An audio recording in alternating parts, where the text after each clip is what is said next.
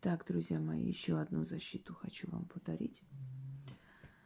Пока есть энергия, сила, сегодня я это сниму, собственно, а потом отдохну. Итак, эту защиту вы можете читать для своих близких и родных, если они сами в этот момент читать за себя не могут. Если они находятся в определенных местах, сами понимаете, если они в опасности, если они на каком-то задании, если работают в таких структурах, или в дороге вы переживаете, вот сердце не на месте, берете и начитываете. В таких случаях возможно. Но в основном, если человек хочет надежной и долгой защиты для себя, он должен обратиться к силам. Иногда мне пишут, вот, могу я сделать там ритуал на удачу вместо сына или дочери? Нет, я вам дарила работы, в которых вы можете просить по закону крови, поскольку вы родили, даже если вы не родная мать, неважно. В любом случае вы вырастили, воспитали этого человека, вы имеете право за него просить в каких-то случаях. Но когда дело касается определенных работ, связанных с деньгами, с денежным эгрегором, человек сам должен уважительно просить у сил или защиты, надежной защиты надолго. Когда люди говорят, вот мой сын или мой муж не верит в это все, но я хотела бы... Вот как вы себе представляете? Это как пойти к врачу и сказать, я тебя вообще не уважаю, я не верю, что ты меня вылечишь. Думаю, ты ни хрена не соображаешь. Но все же лечи меня, напиши, что там надо. Но этот врач вас примет? Наверное, нет. Дело даже не в доверии, дело в уважении, повторяю. Силы любят, когда их уважают. Они помогают тем людям, которые к ним относятся уважительно. Если человек не уважает эти силы, не считает нужным снизойти со своих высоких небес вниз и самому попросить, да, то почему силы должны помогать этому человеку и защищать? Несправедливо. Кто просит, кто уважает, и тех защищают. Кто не уважает и чихать хотел, и тех защищают. Нет, так не бывает. Поэтому вот подобные защиты или более серьезные работы, в которых там открывается денежная дорога и прочее, человек должен проводить сам.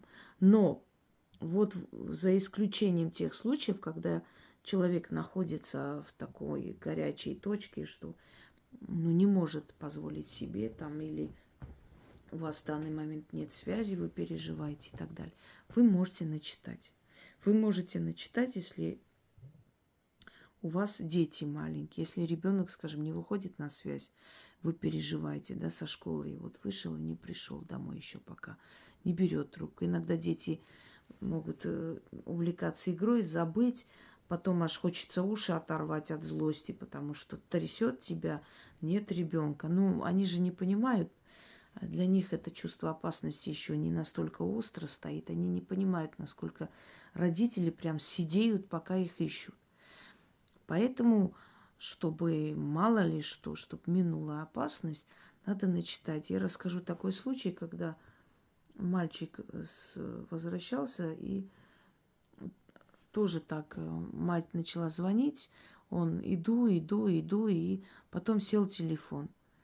И все, и ее прям трясло, она взяла любую из моих защит, сама уже не помня себя, начитала несколько раз.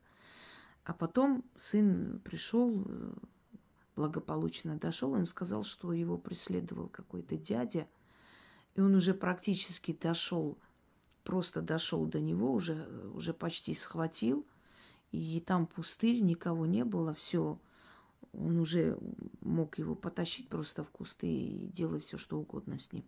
И в этот момент, непонятно откуда, бродячий пес, огромный бродячий пес, вышел из кустов и начал лаять на этого человека, причем не на мальчика, кинулся на него и напугал его. Он, видимо, подумал, что это их собака, может, подумал, что там отец ищет, мало ли что.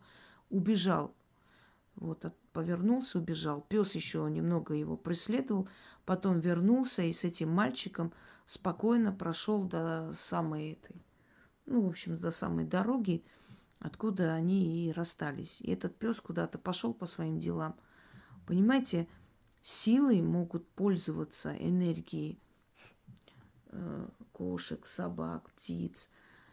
Пользоваться. Это когда говорят, что вот птица прилетела, например, там на 40 дней приходит. Обычно, когда человек умирает, потом птица начинает биться в окно. И перед этим тоже. Голубь, как правило, это к смерти.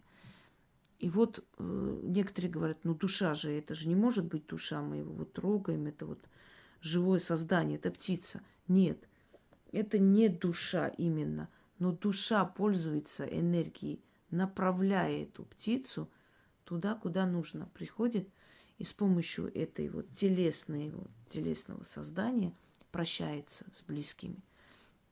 Вот каким образом срабатывают эти защиты. Видите, абсолютно невероятным образом. И люди потом рассказывают, и действительно прям вот на месте спасают. Вот в таких случаях можете читать, когда вы понимаете, что требуется защита, и вы не можете сейчас связаться и сказать, объяснить.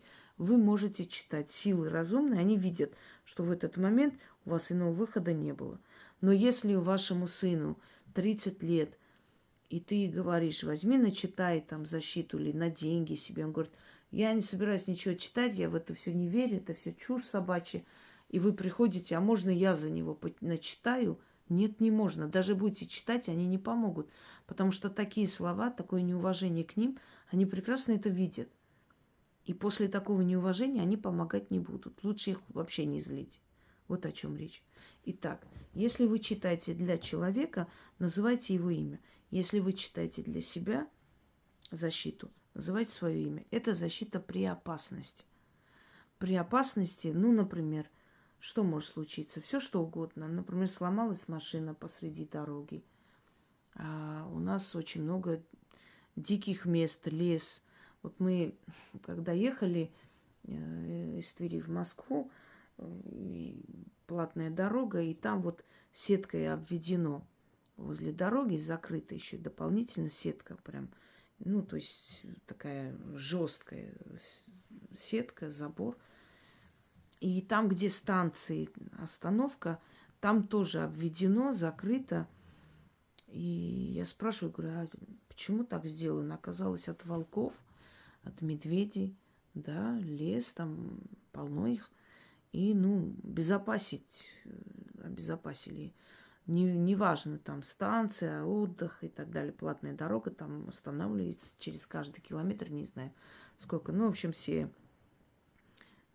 что там нужно, заправка и прочее, все находится.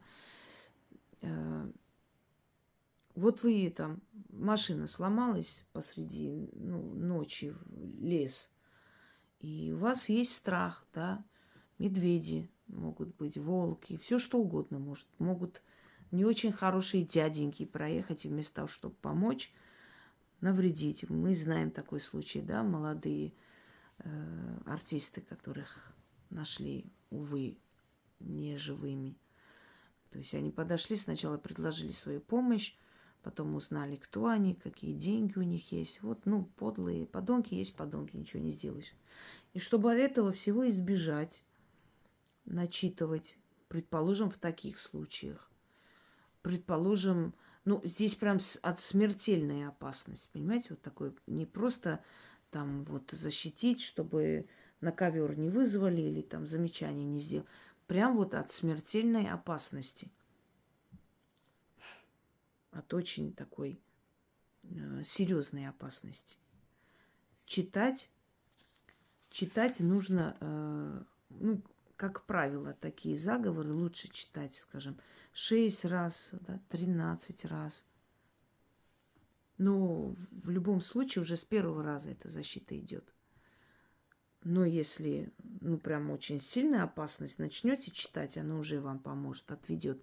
Но читать лучше заранее 6 раз. Если на близкого человека, называйте его имя.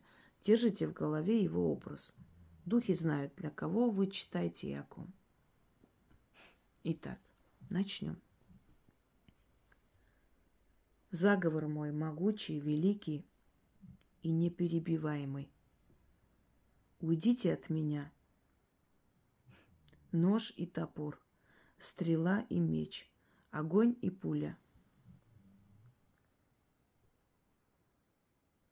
Зло и зверь. Гонит Перун 66 туч. С высоких небесных круч. Гром грянет, воду небесную прольет. Порох и огонь врагов зальет, а меня спасет. На мне доспехи, на врагах бумага. Я свирепый волк, вороги ягнята. Каждое слово мое заклято, а воля врагов помята. Врагам дно, а мне вершина заклята. Заговор мой могучий, великий и неперебиваемый. Уйдите от меня, нож и топор, стрела и меч, огонь и пуля. Зверь и зло. Гонит Перун 66 туч с высоких небесных круч. Гром грянет, воду небесную прольет, порох и огонь врагов зальет, а меня спасет. На мне доспехи, на врагах бумага. Я свирепый волк, вороги ягнята. Каждое слово мое заклято, а воля врагов помята. Врагам дно, а мне вершина заклята. Заговор мой могучий, великий и неперебиваемый. Уйдите от меня, нож и топор, стрела и меч, огонь и пуля. Гонит Перун 66 туч с высоких небесных круч. Гром грянет, воду небесную прольет, порох и огонь врагов зальет, а меня спасет. На мне доспехи, на врагах бумага. Я свирепый волк, вороги ягнята. Каждое слово мое заклято, а воля врагов помята. Врагам дно, а мне вершина заклята. Начитайте и защитите себя и своих близких. У меня очень много еще в запасе работ, очень много мыслей, очень много проектов, которые я хочу реализовать. Очень много нужно подарить, оставить, объяснить вам. Главное, чтобы жизни хватило на все это. В сутках времени мне уже не хватает. Чем старше мы становимся, тем актуальнее фраза «нет времени». В детстве я не понимала, что значит «нет времени». Время на все есть. Весь день играешь, никак не закончится день. А сейчас нет времени, нет времени. Очень мало времени. Слишком маленькая жизнь дана человеку для того, чтобы он все успел. Если бы человеку дали хотя бы 200 лет, он успел бы еще больше. Но, увы, увы, век наш короткий. Мы же человеки, чело века, лицо нашего века. Вот в чем дело. Желаю всем удачи.